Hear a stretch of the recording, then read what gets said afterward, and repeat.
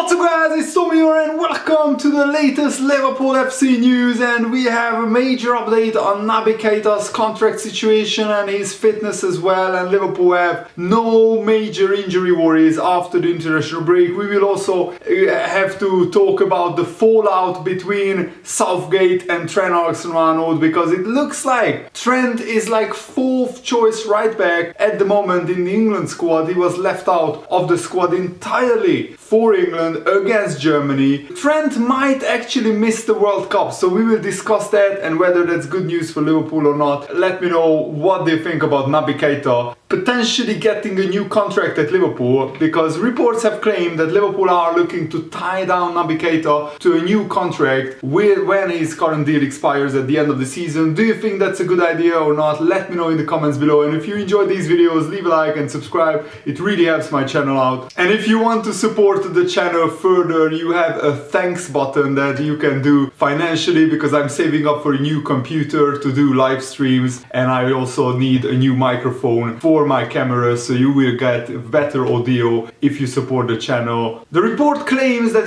Klopp believes a fully fit Naby Keita has a huge amount to offer, and his only issue with the player is his availability record. Last season Naby Keita only started 14 Premier League matches and he played a total of 1,175 minutes of football, but I don't think last season is a good example, because it was actually the best season for Naby Keita when it comes to availability. He played in total a lot of games, but actually let's see, because that 14 game period is it seems a little bit too short. And Klopp, before the transfer window ended, told reporters that Liverpool are not willing to sell Naby Keita unless we can find an adequate replacement. We are not dumped, Klopp said, that we think a player can go and we don't replace him. So no, there is no chance Naby will not go, but if he would, there must be a replacement, of course. Now we have more injuries than we would have imagined, but now it would be cool to have a new midfielder in, of course, but for now we don't know when the boys come back. The situation changes constantly, and in the end we managed to sign Arthur, and he's also raring to go. So here is last season's appearance record, and that's not true. That was a lie in the article. Naby Keita played 23 games in the Premier League last season, and in total he played 40 games, and that was his best season when it comes to availability.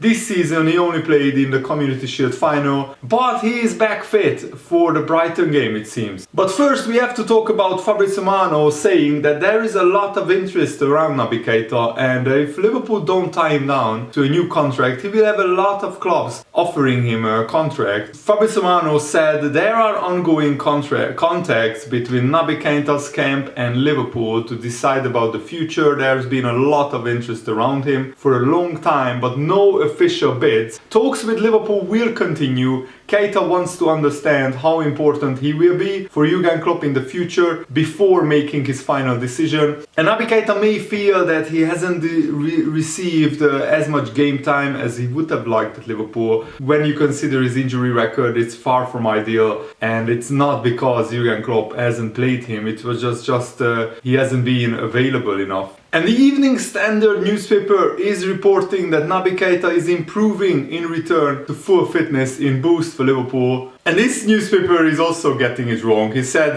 they say that he didn't make a competitive appearance this season. That's not true. He played in the Community Shield. He hasn't made a competitive appearance in the Premier League yet. And the Guinea manager said that Naby Keita at the moment is injured, but he's recovering and his situation is improving, and he's even ahead of schedule. We are monitoring his situation very closely. So it could be that Naby Keita will be fit for the Brighton game, but it's not 100% confirmed. What is confirmed though is that Ibrahima Konate is very close to a return for Liverpool, and he has just received the green light from the medical staff at Anfield to return to the group next weekend. So he will probably start training maybe today or tomorrow, and if that training goes well and if he doesn't show any signs of injury problems, little niggles, then he will be ready for the Brighton game. Probably he won't start, probably it will be Matip and Van Dijk, but Konate could be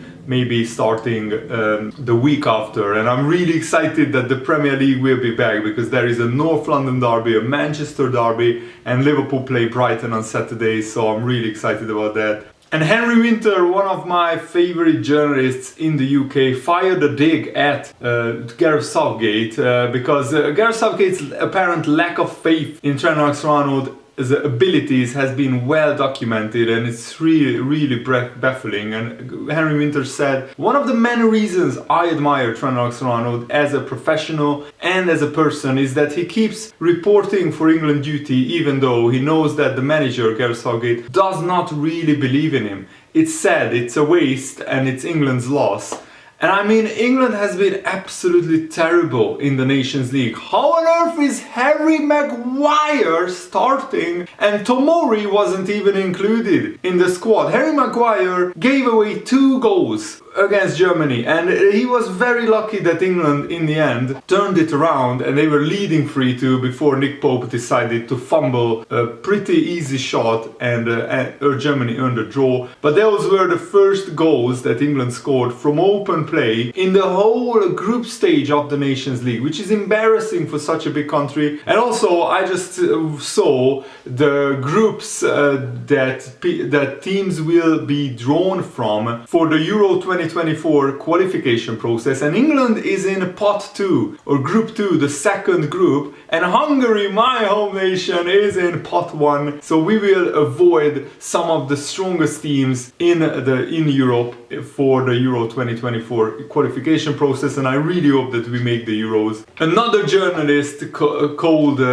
like Trent Alexander-Arnold's situation with England a calamity. Dominic King has called into question Southgate's decision making after leaving out Trent Alexander-Arnold from the matchday squad to face Germany. He said if Southgate had no intention of playing Trent Alexander-Arnold against Italy or Germany, why pick him? Had his name not been in the squad selected on September the 15th, his displays for Liverpool could have been put forward. Plenty would have disagreed given Trent's ability, but at least it could have been taken on board before the games began. This, on the other hand, is a call that borders on nonsensical. From a PR point of view for the FA, it is a calamity. Why was it made public 11 hours before kickoff, allowing it to dominate social media, TV channels, the radio stations, and any interview with Southgate? And that's true. I think even if he was omitted from the squad, it should have been made public only when the starting 11s and the substitutes were announced, because this just gives unwanted focus and attention to the situation and to Trent Alexander-Arnold, and it also grabs Southgate's agenda against Trent Alexander-Arnold. And I think Southgate clearly has an agenda against Trent Alexander-Arnold. He just doesn't like him, doesn't like what he offers England. But I think if he watches Liverpool, he knows that in a Liverpool system and in many systems, Trent can offer so many things and he's so versatile. But what I don't understand is that Gareth Southgate said there are some really tight calls in certain positions. How they do with their club gives them an opportunity to influence that thinking. Well, let's look at it. We have Kieran Trippier, who is a good right back, but he's playing at Newcastle, and Reece James, so is also a great right back. Probably slightly better defensively, but offensively Trent offers so much more than any of these players. And yes, maybe defensively Trent is not at his best right now, but that surely offsets what he offers offensively. And also Trent Alexander-Arnold has won the League Cup, the FA Cup, the Champions League, the Premier League, the Club World Cup, the Community Shield and the European Super Cup. So he has done amazingly at just 23 years old. He has won the lot. He has won every single trophy in club football available. So how can he do more for his club than that? I just don't understand. And another journalist slammed Gareth Southgate's treatment of Trent Alexander-Arnold as downright callous. This is by Jordan Chamberlain. And what is really baffling is Danny Rose, who used to play for Tottenham and then Watford. He's a pretty average fullback. He played more minutes for Gareth Southgate than Trent Alexander-Arnold. I mean, that says it all. That says it all, really. That Trent is not liked by Southgate at all. He just does it. And Southgate is a very average manager. I think he will fail miserably at the World Cup with England. Something disastrous, like not even qualifying from the group stage, or maybe going out in the last of 16 or the quarterfinals. Anything less than a semi-final appearance with England is a failure, and I don't think he will make the semi-finals in the World Cup because he's not a good manager. When England come up against a half-decent team, they usually lose 8 times out of 10. And the journalist was blown away by Jude Bellingham's performance against Germany. He said, "On what was a challenging night for England, let us simply say that Jude Bellingham once again showed why he is such an outstanding prospect, played like his life depending on it. And he had some bad shots, but his overall game was pretty decent. He worked really hard and he made some really good runs from midfield, and he also made some really good passes." And also, as you can see, Jude Bellingham was voted the player of the match for England against Germany, and rightfully so. And Arthur's agent has shared the truth about the Liverpool future of Arthur after exit rumors emerged. He is called Federico Pastorello, and he is Arthur's agent, and he spoke with Gazzetta dello Sport, where he said, "The first few weeks are normal for adaptation and the recovery of a player's physical condition. Everyone is very happy with Arthur. He has given up his holidays to stay in Liverpool to work, so soon he will be at 100% and he will be ready to start and play regularly for Liverpool, and that will be a major asset for Liverpool, I still believe, because Arthur offers so much." And it says a lot about his character that he has given up his free time, his holiday, to actually play with the under-21s twice and to train individually and train with the fitness team, physical strength and conditioning team, to get back to full fitness as soon as possible. And a former Liverpool player has a strange new theory behind why Mane left Liverpool. Do you remember Salif Diao after Senegal had that brilliant performance at the 2002 World Cup? Liverpool signed El Hadji Diouf and Salif Diao, two of the star players of Senegal, and Diouf was a major disaster, but Diao was a little bit better, but he also wasn't a great success of a signing. But let's see what he has to say.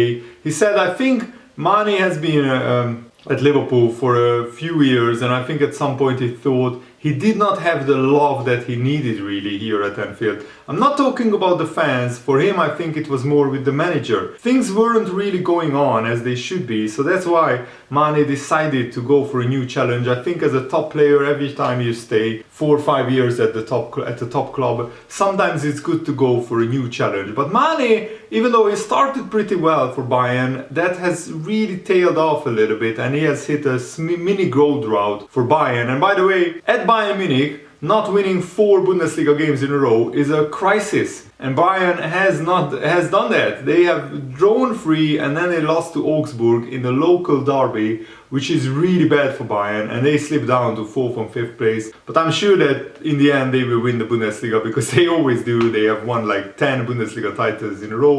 But Mane needs to start scoring goals again. I don't think it's true though that Jurgen Klopp didn't love Mane, because he played him pretty much every single game when Mane was fit or available. When he went to the Africa Cup of Nations, obviously not, but every other time Mane was one of the first names on the team sheet, and I think they have a very good professional relationship.